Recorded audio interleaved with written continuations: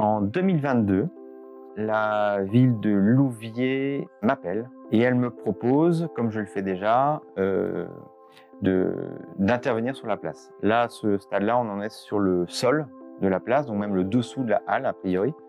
Et, et puis, on fera compléter ça après en me demandant aussi une frise qui va chapeauter le bâtiment même de la halle.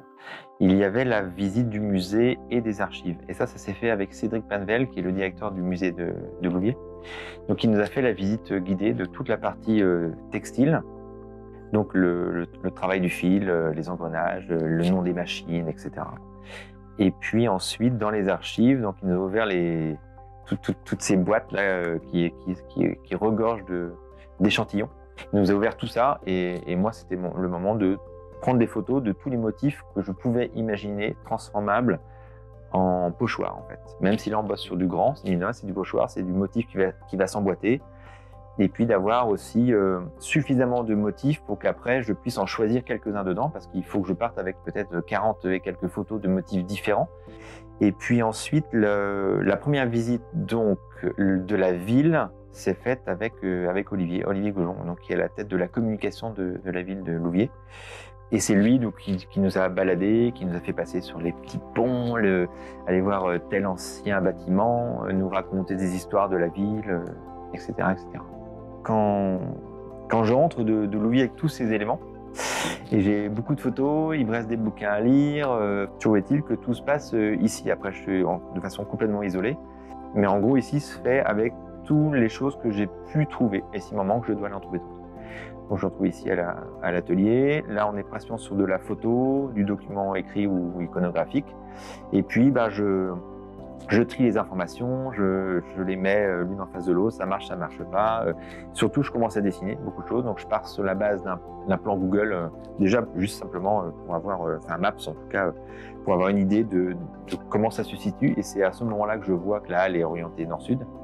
Et en fait, à la première présentation, les mots extrêmement sympathiques de la part de Monsieur le maire étaient votre œuvre ne sera pas vue, elle sera sous des voitures. Je préférais qu'on essaie de l'installer sur la voie, donc sur la voie carrossée. Donc autour, en fait, faire un anneau autour de la halle. L'entreprise avec laquelle je travaille, avec qui j'ai déjà travaillé, et je crois bien qu'on va retravailler ensemble, c'est l'entreprise Kangourou. Ils font du marquage et à la peinture, mais aussi à la résine. Et là, dans notre cas, on est sur de la résine parce qu'il faut que ça résiste extrêmement longtemps. Alors, les plus grandes formes sont dessinées au mètre, on mesure, on tend des ficelles, etc. On dessine toutes les formes. Alors, je dis on parce que c'est vraiment le stade où je suis extrêmement là, c'est l'installation générale je vais prendre un côté de la place. On installe un côté de la place, on trouve toute la géométrie, on trouve le centre, on s'écarte de 35, de 40 du trottoir, on se retrouve à combien des places de parking qui sont en face. Donc on décide de tout ça communément. Ensuite, on positionne les premiers motifs et on les dessine ensemble dans le sens où je peux encore prendre des décisions de décaler 2-3 trucs. On pose l'adhésif.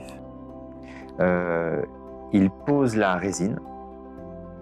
Quand la résine est posée et qu'il passe à la forme suivante, il y a quelqu'un d'autre de l'équipe Kangourou qui vient et qui jette dessus du grain de verre. Il sert à être antidérapant, donc toute personne qui passe en trottinette, par exemple, sur la route ne s'inquiète pas, c'est fait pour accrocher sous les roues.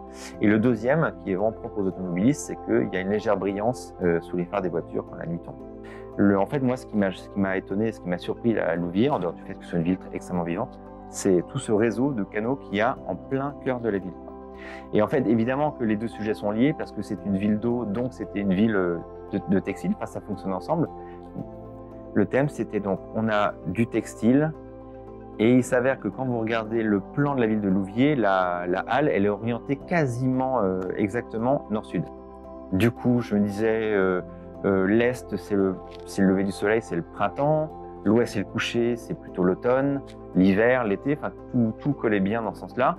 Et puis en fait, le dernier lien qui manquait, c'était la mode. C'est qu'en fait, le textile, c'est la mode. Dans la mode, vous avez les saisons printemps, été, automne, hiver. Là, on avait été, automne, hiver, sud, nord, est, ouest. Sur l'hiver, j'ai choisi un point carré. Alors, je ne connais pas les noms de tous les points, j'en connais un seul, c'est le pied de poule qui apparaîtra plus tard. Mais donc un point qui est carré et on a choisi du bleu parce que c'est une couleur assez froide et un gris très clair. Donc ça, on est sur les tonalités d'hiver avec des formes extrêmement carrées, très rigides. C'est l'hiver, on est un peu plus figé, les choses bougent moins.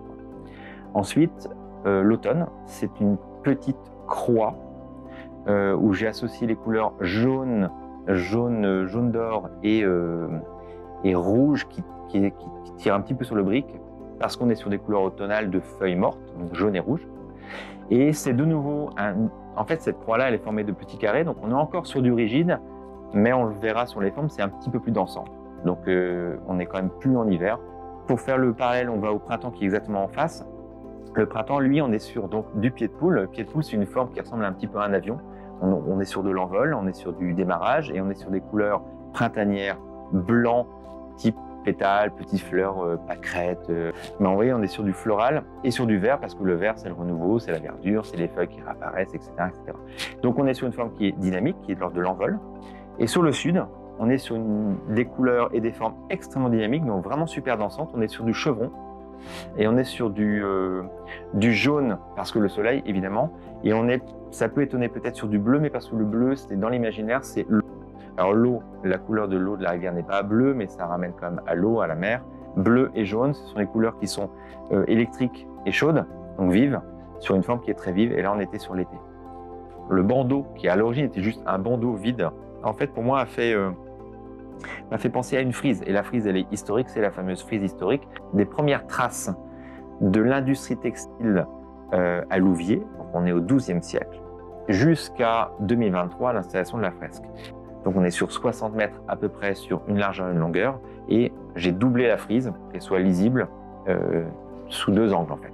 Donc la frise ne fait pas les quatre faces, elle fait deux faces doublées. Donc la frise commence au XIIe siècle, parce que c'est la première fois qu'on retrouve à l'écrit dans un ouvrage une notion de textile implantée aux alentours de Louviers. Et ensuite, elle se poursuit sur un surnom que portait la ville de Louviers au Moyen-Âge, qui est Louviers-le-Franc. Donc on retrouve ça dans une typographie qui fait référence à cette époque-là moyenâgeuse. Et ensuite, l'histoire va se dérouler au fil de la frise. Et le fil de la frise, précisément, c'est ma petite passerelle pour passer sur l'autre lien qu'il va y avoir dans la frise, c'est qu'en fait, au musée, quand vous rentrez dans la salle du musée, vous voyez beaucoup de machines et elles sont toutes équipées d'engrenages. L'engrenage, c'était un objet graphique pour moi. De l'autre, il y avait les fameux canaux, les 7 canaux qu'on trouve dans Louviers. Et en fait, un canal, c'est comme un trait bleu, et un trait bleu, c'est un fil.